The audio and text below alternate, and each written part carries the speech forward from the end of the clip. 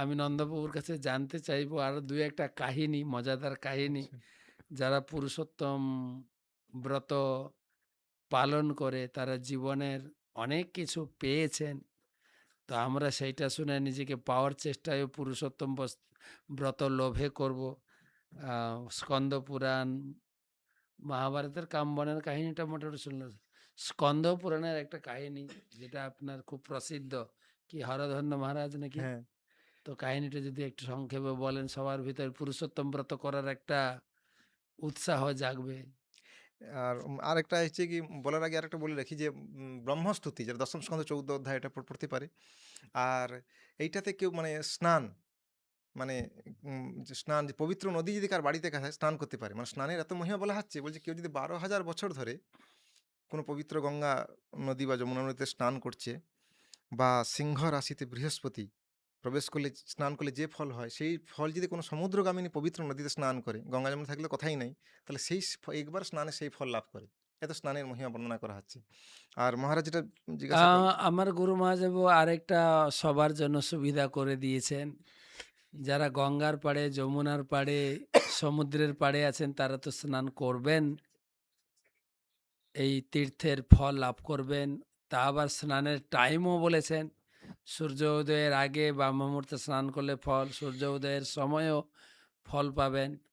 আর না হলে যখন সময় পাবেন করেন স্নান। আর যদি ইন কেস আপনার বাড়ির আশেপাশে মন্দির নেই, তাহলে ৩ বার গঙ্গা, গঙ্গা, গঙ্গা মানে আপনি শাওয়ারের ট্যাপ ঘুরাতে করে ৩ বার গঙ্গা, গঙ্গা, গঙ্গা আপনার মাথায় গঙ্গা জলই পড়বে। বা বা বালতি মগে স্নান করছেন নিয়ে গঙ্গা, গঙ্গা বলে স্নান করবেন। আপনার অবশ্যই গঙ্গা স্নান এই মাসটা করুন গঙ্গা স্নান। স্নান হয়ে গেল, এরপরে যেটা কাহিনী তো শুনতে চাইছেন। এটা স্কন্দ পুরাণে বর্ণনা করা হচ্ছে যে হরধন্বা, প্রভু যেটা বলে দৃঢ়ধন্বা, মানে চিত্রধন্যার পুত্র ছিল। উনি একবার মানে মৃগয়াতে গিয়েছিলেন। বহুত হিংস্র পশুকে বধ করার পর উনি একটা পশুকে মারার জন্য ধাবিত হতে, হতে, হতে গভীর জঙ্গলে ঢুকে যায়। তখন একটা তখন মানে কি হয়েছে, উনি গ্রুপ ছাড়া হয়ে গেছে। উনাদের সৈন্য সামন্তর গ্রুপ ছাড়া হয়ে গেছে। তখন উনি ভাবলো, আমি এই গাছের নিচে, বড় একটা বৃক্ষ ছিল, তার নিচে বিশ্রাম করি। ততক্ষণ আর সবাই চলে আসবে। যখন বিশ্রাম করছিল, তখন একটা সুখ পাখি উপর থেকে ক ক মা মানে কথা বলছে। যে উনি এইটুকুই বলল যে, মানুষ যখন বৈভব লাভ করে, তার লাভ, পূজা, প্রতিষ্ঠা ইত্যাদি বিভিন্ন প্রকার ঐশ্বর্য এসে যায়, তখন উনি জীবনের আসল উদ্দেশ্য ভুলে যায়। এইটুকু বলে চুপ হয়ে গেছে, ততক্ষণে তার অন্যান্য সৈন্য সামন্ত চলে এসেছে। আসার পর উনি চলে গেছে। কিছুদিন, বহুদিন পর উনার যে রাজ্যে এসেছে মহা তপস্বী, মানে মহাভারতের রচয়িতাকার বাল্মীকি উনি। বাল্মীকি। বাল্মীকি। তখন বাল্মীকি বহু সেবা শুশ্রূষা করে, যেরকম মানে গৃহস্থের কর্তব্য, যে সাধু বাড়িতে গেলে তার যেরকম সেবা শুশ্রূষা ইত্যাদি করার পর উনি প্রশ্ন করছে যে, হে মহর্ষি, আমার একটা প্রশ্ন ছিল। আমি এরকম একদিন ঘটনা ঘটেছিল, একটা সুখ পাখি এই কথা বলেছিল যে, মানুষ যখন বৈভব আসে, ঐশ্বর্য আসে, তখন তার ভিতরে স্বাভাবিক অহংকার এসে যায়, জীবনের আসল উদ্দেশ্য ভুলে যায়, এই যে জীবনটা বৃথা হয়ে যায়। এই কথাটা আমি মানে বুঝতে পারলাম না। তখন বাল্মীকি উনি ৫ মিনিট ধ্যানস্থ হলেন। তারপরে বলল, দেখুন, এই যে সুখ পাখিটা হচ্ছে তোমার পূর্বজন্মের পুত্র। পূর্বজন্মের পুত্র? বলছে হ্যাঁ। বলছে কি ঘটনা? তখন উনি বলেন যে, তুমি পূর্বজন্মে তুমি ছিলে মানে সুদেব নামে একজন ব্রাহ্মণ, এবং তোমার পত্নীর নাম ছিল গৌতমী, যিনি হচ্ছে যে গৌতম মুনির কন্যা। এবং তোমার দুজন মানে সুন্দর গৃহস্থ যাপন যাপন করেছিল, সুন্দর পবিত্র নদীর তটে অবস্থান করেছিল। কিন্তু তোমার কোনো সন্তান ছিল না। তাই সন্তান লাভের আশায় তোমরা ভগবান, মানে প্রভু ভগবান শ্রীকৃষ্ণের উপাসনা করলেন।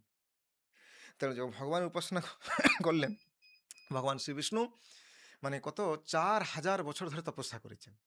তপস্যা করার পরে ভগবান প্রকটিত হয়েছেন। প্রকট হওয়ার পর ভগবান বলছে, বৎস কি চাও?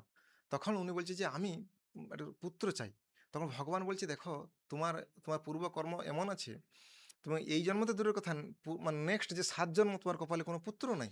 তোমার সাথে, সাথে উনি মানে দুজনই ব্রাহ্মণ, ব্রাহ্মণী, তোমার দুজন মূর্ছিত হয়ে ভগবানের চরণকমলে পড়ে যাও। তখন গরুড়দেব মানে ভগবানের যে বাহন, উনি বলছেন ভগবানকে, হে প্রভু, আপনি এত নিষ্ঠুর কেন? আপনি একটু কৃপা করে করে দিন, খণ্ডন করে একটু ব্যবস্থা করে দিন।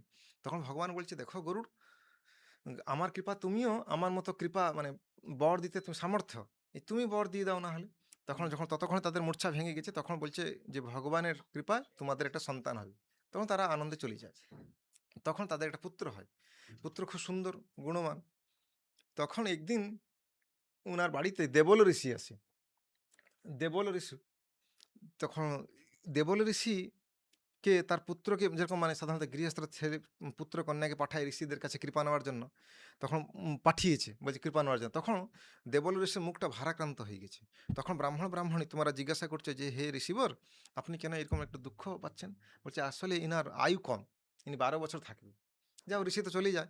তখন একদিন হঠাৎ খেলতে, খেলতে তার বন্ধুদের সাথে একটা নদীর সাইডে খেলতে, খেলতে তারপর হঠাৎ তার বন্ধুরা দৌড়ে এসে বলে, "হে ঋষিবর, আপনার পুত্র দেহ রেখেছে জলে পড়ে।" তখন এই যে তোমার ২ জন সুদেব এবং তোমার ব্রাহ্মণ গিয়ে ওই পুত্রকে ধরে বিশাল কান্না করছে। বিশাল কান্না, এত কান্না করছে আর বৃষ্টিও পড়ছে। ১ দিন, ২ দিন, ৩ দিন, ৪ দিন, ৫ দিন আর মানে ১০ দিন, ১ মাস ৩০ দিন ধরে কান্না করেছে। ৩০ দিন। তারপরে ভগবান প্রকটিত হয়ে গেছে। বলছে, "দেখো ব্রাহ্মণ, তুমি যে গত ৩০ দিন ধরে না খেয়ে, না ঘুমিয়ে এবং উনি খালি কান্না করতো না, কৃষ্ণ নাম করছিল। হে কৃষ্ণ, আপনি হুম, কত দয়ালু।" এরকম হলো। মানে ভগবানের নাম করছিল আর কান্না করছে। নাম করছে আর কান্না করছে সেই দুঃখে। যে হুম, তুমি গত যে ৩০ দিন তুমি জানো না সেটা ছিল পুরুষোত্তম মাস। ও, পুরুষোত্তম মাস তুমি না খেয়ে, না ঘুমিয়ে খালি আমার নামই করে গেছে। এইজন্য আমি খুব প্রসন্ন। কি বর চাও? আর ইনার তো সেই একটাই বর ছিল। বলছে, "আমার কিছু লাগবে না, পুত্রটাকে বাঁচিয়ে দিন।" তখন হুম, ভগবান বলছে, "ঠিক আছে, তোমার পুত্রকে বাঁচিয়ে দিচ্ছি আর দীর্ঘ আয়ু দিচ্ছি ১২,০০০ বছর।" তখন পরবর্তীকালে তুমি রাজ্য শাসন তো পরে ব্রাহ্মণ দেহ ত্যাগ করার পর যেহেতু পুরুষোত্তম মাস প্রভু যেটা বললেন যে এই জীবনে আনন্দ পরের জীবনে আনন্দ, ওই জন্যে পরের জীবনে তুমি কি করেছো, তোমার যেহেতু ভগবত ধামে যাবার বাসনা ছিল না, তাই তুমি কি করেছো, রাজার শরীর পেয়েছো, তুমি রাজ্য শাসন করছো, এত বড় শক্তিশালী রাজা হয়েছো। হ্যাঁ, এই জন্যে তুমি এখন এত ওই বৈভব ঐশ্বর্য এসে তুমি হরিকে যে ভগবানকে যে আরাধনা করতে হয়, এটা মানব জীবনের মূল লক্ষ্য, কৃষ্ণকে লাভ করা। হুম, যদি তুমি কৃষ্ণকে না লাভ করছো, তাহলে তুমি জীবনে আনন্দ পাবে না। হ্যাঁ, ভালো করে দেখো ভাই, অমিশ্র আনন্দ নাই, যা আছে তা দুঃখেরও কারণ। ভালো করে দেখো, অমিশ্র কোনো সদ্য ভক্তের সাথে কোনো মিশিয়ে দিলে তুমি কিন্তু আনন্দ পাবে না। আর যেইটা তুমি পাচ্ছ সেটা দুঃখেরই কারণ। এইটাকে মনে করে দেওয়ার জন্য তোমার পুত্রর মানে শুয়া পাখি মানে মানে তোমাকে মনে করিয়ে দিয়েছে। এটা শোনার পর উনি সবকিছু ত্যাগ করে মানে তখন মানে ওই পুরুষোত্তম মাস ব্রত করলেন। তার পরের মাস পুরুষোত্তম ছিল। করে উনি ও, ভগবান শ্রীকৃষ্ণের কাছে ফিরে গেলেন। হরি মানে এত বল! মহিমান্বিত ঘটনা। বিশাল অর্থাৎ আমরা দেখতে পাচ্ছি যে জীবনের যে উদ্দেশ্যটা আমাদের পুণ্য প্রাপ্তি নয়, কৃষ্ণকে মানে কিভাবে মানে ভগবান কৃষ্ণ অ্যাকচুয়ালি প্রতিটা শাস্ত্রে আমরা দেখতে পাচ্ছি আমাদের হৃদয়টা চায়। ভগবান গীতাতে বলছে মনটা চায়। মানে যতক্ষণ পর্যন্ত কেউ কৃষ্ণকে তার হৃদয়টা দিতে পারবে না, তাহলে কিন্তু মানে এই জগতে তার মানে আসা যাওয়াটাই সার হলো। ভগবান ঋষভদেব ভাগবতে বলছে, "দেখো তুমি কি তুমি একটা সিম্পটম দিয়েছে। তোমার কি এটা লাস্ট জন্ম? অর্থাৎ এরপরে তুমি ভগবানের কাছে যেতে পারবে?" সিম্পটমটা হচ্ছে কি? "প্রীতিন যাবৎ ময়ি বাসুদেবে।" যতক্ষণ পর্যন্ত আমি ভগবান বাসুদেব প্রতি মানে রাধা আমাদের প্রতি প্রীতি না আসছে, ততক্ষণ পর্যন্ত ঘুরতে হবে। এটা হচ্ছে সিম্পটম। অর্থাৎ এসব করার মাধ্যমে মূল উদ্দেশ্য হচ্ছে আমাদের হৃদয়টা কতটা ভগবান শ্রীকৃষ্ণ চরণে প্রীতি, আসক্তি হয়ে যাবে। না হলে কিন্তু আবার ঘুরতে হবে। এইজন্য ভগবান এই বিভিন্ন বার, ব্রত, তিথি মানে প্রচলন করেছেন। এইজন্য ভক্তিনাথ ঠাকুর বলেছেন, "মাধব তিথি ভকতি জননী।" এইটা মেন করে যে কেউ উদ্দেশ্য পালন করলে তাহলে আমরা কি হবে?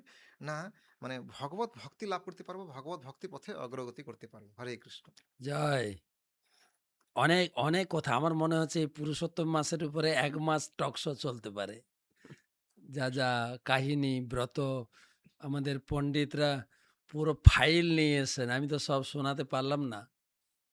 তবে মূল কথা হচ্ছে ১ সপ্তাহ আপনার হাতে টাইম আছে। প্রস্তুতি নেন। আগামী রবিবার পুরুষোত্তম মাস শুরু হচ্ছে, রাইট? এই মাসে ভোজন কমিয়ে ভজন বাড়ান। নিজের পারতপক্ষে, নিজের সুবিধা মতো আপনি নিজে একটা রুটিন করে নেন। আমি এই মাসটা পুরো প্রতিদিন কখন ঘুম থেকে উঠবো, স্নান করব, কত মালা জপ করব, কবার আরতি করব, আপনার নিজস্ব যা ডিউটি, কর্তব্য ঠিক রেখে একটু সাজিয়ে নেবেন। আর তার ভিতরে রয়েছে আপনার দান, ধ্যান, ভোজন নিজে কমিয়ে দান করুন সামর্থ্য পক্ষে, বৈষ্ণব ভোজন, গীতা দান আপনার সামর্থ্য মতো করুন। এবং আরেকটা আমি আপনাদের বলব যে